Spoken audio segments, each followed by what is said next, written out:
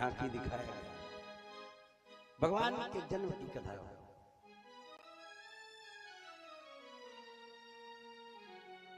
सुखदेव महाराज कहते कि राजन, भगवान का 20वां अवतार कृष्ण के रूप में हो। भादौ महीना कृष्ण पक्ष, दिन बुधवार, अष्टमी की तिथि, रोहिणी नक्षत्र में भगवान का जन्म। अंधेरी रात में, वो भी 12 बजे आधी रात में, भगवान के आने का भी कारण है। क्योंकि राम जी का जन्म जब हुआ था ना अयोध्या में, तो दिन में 12 बजे हुआ था। और जो राम जी का जन्म दिन में 12 बजे हुआ, तो मास दिवस कर दिवस भा, मरम न जाने कोई। 12 सूर्य एक साथ निकल आए और महीनों बीत गया। रात नहीं हुई, दिन ही दिन था। और जो दिन ही दिन था, तो रात्रि महारानी रोने लगी, राम जी के चरणों को पकड़ करके रोने लगी। महाराज,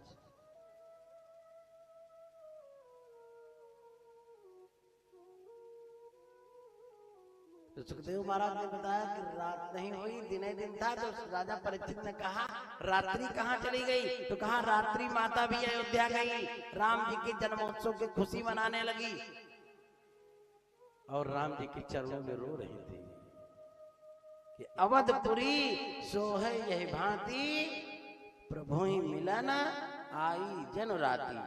प्रभु से मिलने रात्रि आई और पैरों को पकड़ करके कहने लगी, प्रभु मुझसे क्या गलती हो गई जो आप दिन में अवतार ले लिए, रात्रि में नहीं आए? भगवान ने कहा, रात्रि महारानी कोई गलती नहीं हुई। अब की बार ठीक दोपहर दिन में 12 बजे जन्म लिए हैं, अगला अवतार जो होगा रात्रि के ठीक 12 बजे आऊंगा, जाओ चिंता मत करो।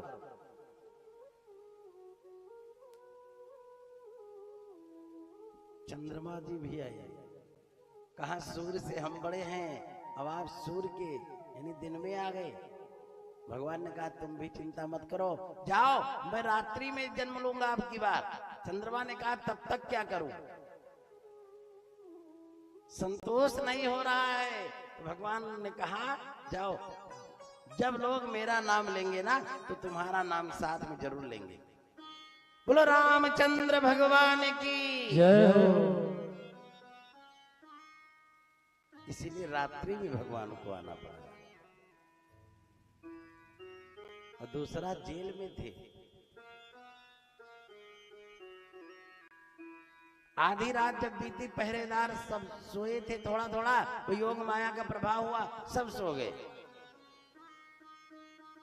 वैसा सो गए कि हथकड़ी खुल गई, बेड़ी खुल गई, गेट खुल गए, और वसुदेव जी महाराज आज कन्हैया को लेकर के यमुना जी के रास्ते जा रहे हैं। बादल गरज रहे हैं, बिजली चमक रही है। लोगों ने कहा, देवता लोग ना, पर जब बिजली चमक रही थी तो कहा कि रात का अंधेरा था, इसलिए लाइट जला रहे थे बीच बीच में। जैसे थोड़ा बिजली चमके, तैसे बसदेव जी को आगे वाली रास्ता दिख जाए, फिर खड़े हो जाए, फिर बिजली चमके, फिर बसदेव जी आगे बढ़े। यमुना जी कल कल कल छल छल करके बह रही थी। यमुना जी में हले जैसे तैसे पानी बढ़ता गया, यहाँ तक पानी बढ़ता गया। बसदेव जी ने सोचा, लगता है डूब जाएंगे। भगवान ने अपना पैर नीचे किया, यमुना जी ने भगवान के पैरों को छुआ, प्रणाम किया और घट गई। बसदेव जी के घुटने तक आ गई। बोलो जमुना मैया की जय हो। ऊपर जो बारिश हो रही थी ना, शेष नाग हजारों फन लगा दिए इसे, छाता लगा। बसदेव जी सोच रहे हैं, कन्हैया यानी हमारा बेटा भीग रहा है, लेकिन उनके ऊपर हजारों फर वाला छाता लगा, एक बूंद पानी टोकरी में नहीं गया।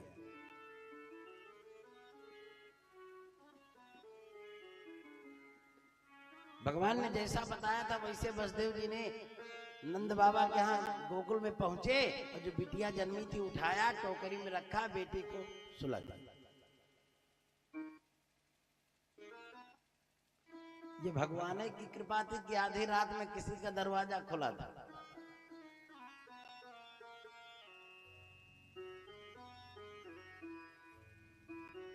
कहते कि यशोदा माता को पता भी नहीं था कि बिटिया हुई है कि बेटवा है, बेटा है या बेटी।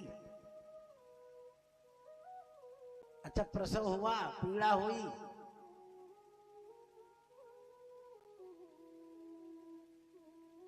और किसी के यहाँ मान लीजिए जब लड़का हुआ तो माँ को तो पता चल ही जाता है कि बेटी है कि बेटा। सब भगवान की ही माया थी, लीला थी। वसुदेव जी बेटा रख दिया, बेटी लिया, चले आए, और जैसे आए तैसे गेट जैसे खुले थे पहले ना, वैसे खटाखट खटाखट गेट सब बंद हो गए। वसुदेव और देवकी को हथकड़ी बेड़ी पुनः पड़ गई। आधी रात से ज्यादा जब बीत गई, सुबह होने वाली थी, तैसे वो बेटी रोने लगी। जब बेटी रोने लगी, द्वारपाल सो गए थे, उठे चौकीदार, अरे सो गए थे, ये तो कहो अच्छा हुआ कोई गड़बड़ी नहीं हुई, बच्चा जन्म ले चुका है, 8वां गर्भ जन्म ले लिया है, जगो जल्दी। सब जग गए, जो सो रहे थे वो जग गए, उठे, सब अपना अपना ताला चेक करने लगे, ताला टूटा तो नहीं, नहीं तो कंस आएगा पहले हम ही को मारेगा। ताला वैसे सुरक्षित बंद था। सुबह हुई, कंस को सूचना दिया गया, महाराज आपका काल 8वां गर्भ जन्म ले चुका है। कंस आज अपने काल से मिलने के लिए बड़े बड़े मंत्रियों को, बड़े बड़े पहलवानों को, चाणूर मुष्टिक जैसे वीर को दाएं बाएं लगा करके, तलवार ले करके आ रहा कि पता नहीं कैसा हो।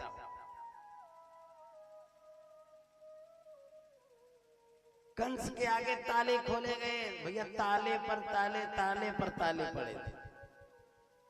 वही असली वाले अलीगढ़ वाले थे।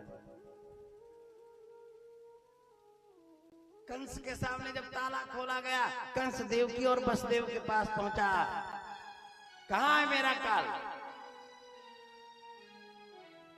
देवकी ने उस बिटिया को पकड़ करके चिपका लिया, भैया ये बिटिया है, ये बेटा नहीं, ये तो बेटी, इसे तो छोड़ दे।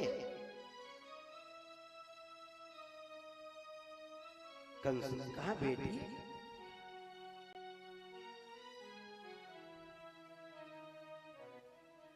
यानी कि देवता लोग डर गए, बेटे की जगह बिटिया बना दिया। लाओ इसे मुझे दे दो।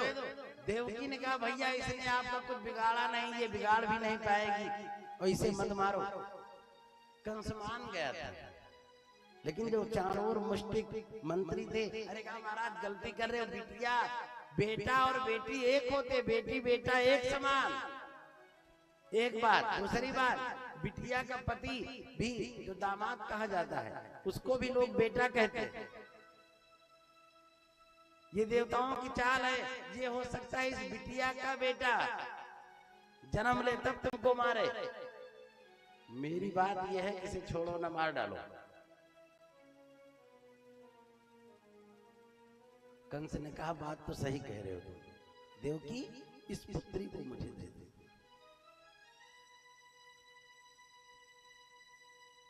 देवकी रोने लगी, लेकिन वो नीच कंस माना नहीं, तुरंत उस पुत्री को देवकी से छीन लिया, और छीन करके जैसे पटकना चाहा, उठा करके सोचा लाओ चट्टान पर पटक दें और ये मर जाए, इसके प्राण पर घेरू चिथड़े उड़ जाएं। तैसे वो बिटिया हाथ से छूट करके आकाश मार्ग को चली गई। बोलो विंध्यवासिनी मैया की जय। वो स्वयं योग माया, विंध्यवासिनी देवी 8 भुजाओं वाली देवी बन गई। अरे दुष्ट नीच कंस, तू क्या मारेगा? तू मुझको नहीं मार सकता, और तुझे मारने वाला तो पैदा हो गया है, जन्म ले चुका है। तू कहता कि मैं काल हूं। अरे तू काल नहीं, वो महाकाल है। कि तू काल तो वो महाकाल है कंस, कि तू काल तो वो महाकाल कंस, तेरा काल है गोकुल